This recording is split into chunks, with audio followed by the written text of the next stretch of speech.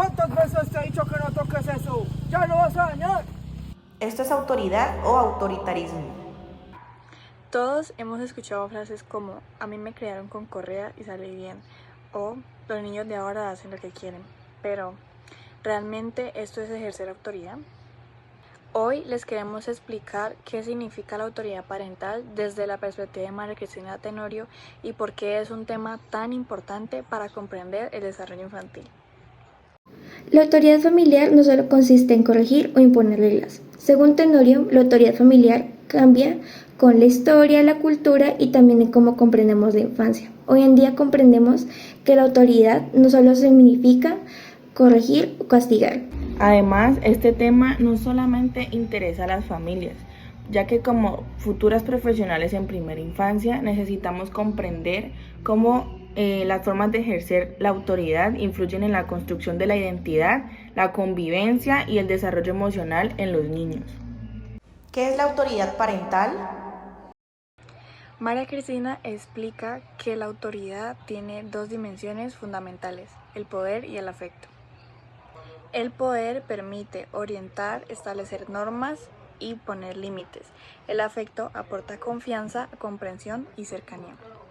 Cuando estas dos dimensiones están equilibradas, los niños pueden desarrollar autonomía, seguridad y respeto por las normas.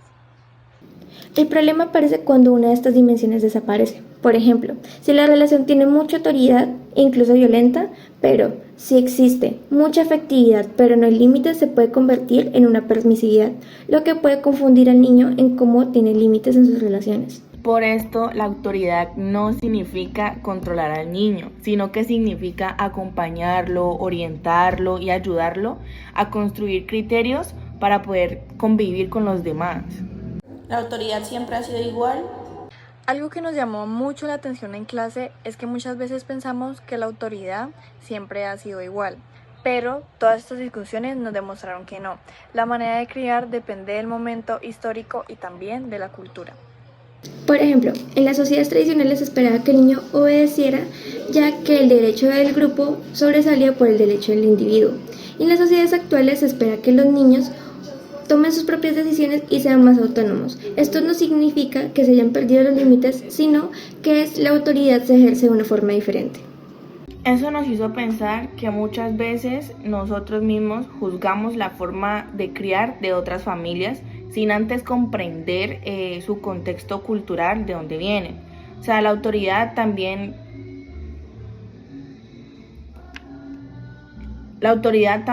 refleja la historia de cada familia y de cada sociedad. Los diferentes estilos de autoridad.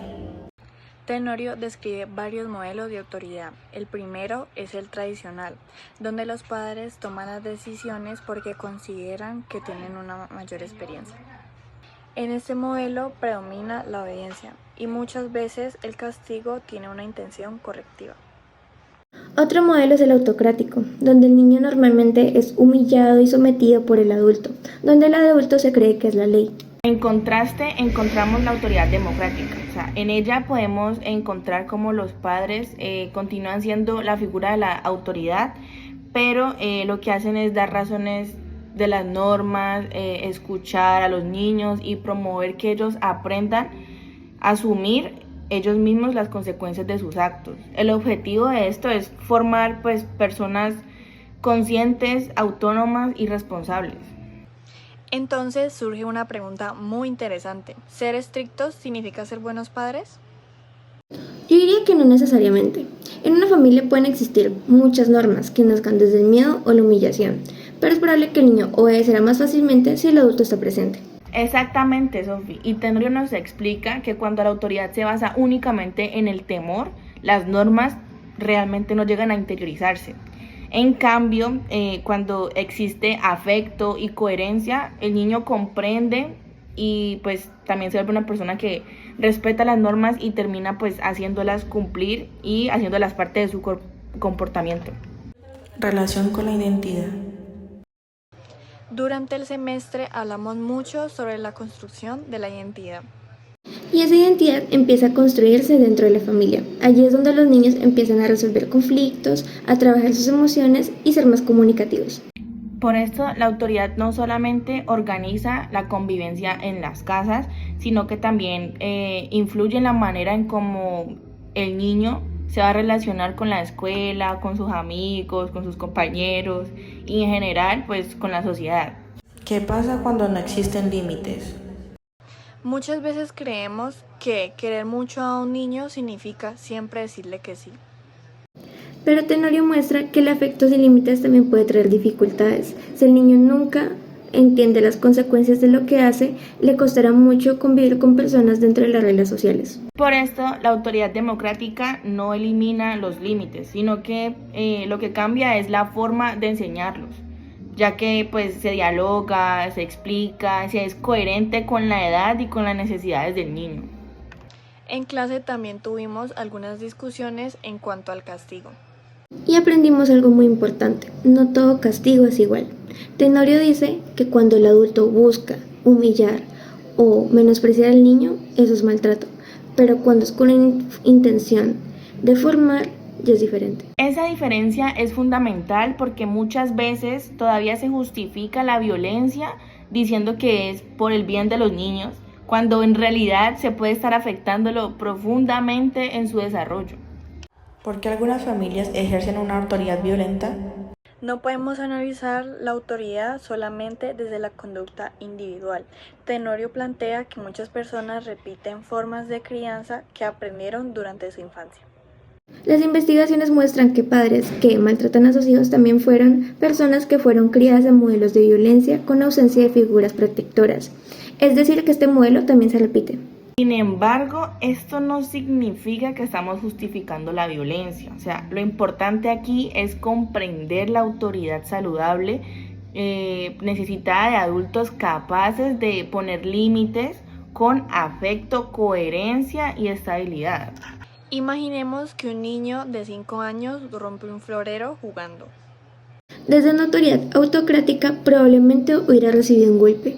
En una autoridad democrática, primero se detiene la situación, se le explica al niño el riesgo de lo ocurrido y finalmente se hace que el niño sea quien participe en reparar el mismo daño ejercido. Por ejemplo, ayudándolo a recoger los pedazos de algo o a pedir disculpas. Así se aprende la responsabilidad y no recurrir pues a la violencia. ¿Qué consecuencias tiene una mala autoridad? Cuando las normas cambian todos los días, los niños no saben qué esperar. Esto genera inseguridad y dificulta que interioricen los límites. En los estilos negligentes o poco autoritarios también aparecen comportamientos como la baja autoestima y la poca capacidad de aceptar normas o cumplir las reglas. En cambio, cuando la autoridad combina afecto con normas claras, los niños lo que hacen es desarrollar confianza, autonomía, responsabilidad y mejorar algunas habilidades que les ayudan a convivir con las otras personas. Ahora queremos dejarles una pregunta. Cuando ustedes eran pequeños, ¿obedecían porque entendían las normas? O simplemente porque tenían miedo de recibir un castigo. Responder esa pregunta nos hace reflexionar sobre la autoridad con la que crecimos.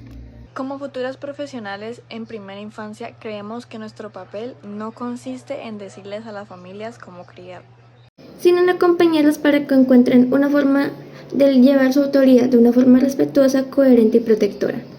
Porque educar al niño no es controlarlo, sino que es todo lo contrario, ayudarlo a convertirse en una persona que sea capaz de convivir con otros, de respetar a los otros y de tomar decisiones que sean responsables.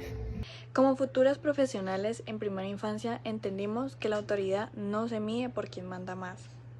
Se mide por la capacidad de los adultos para orientar a los niños desde el respeto, el diálogo y la coherencia. Por esto, educar no significa controlar ni dejar que los niños hagan lo que ellos quieran. Educar significa formar personas que sean capaces de convivir, respetar a los demás y construir su propia autonomía. Ese es el verdadero significado de la autoridad parental. La autoridad que educa no nace del miedo, sino del equilibrio entre el afecto y los límites.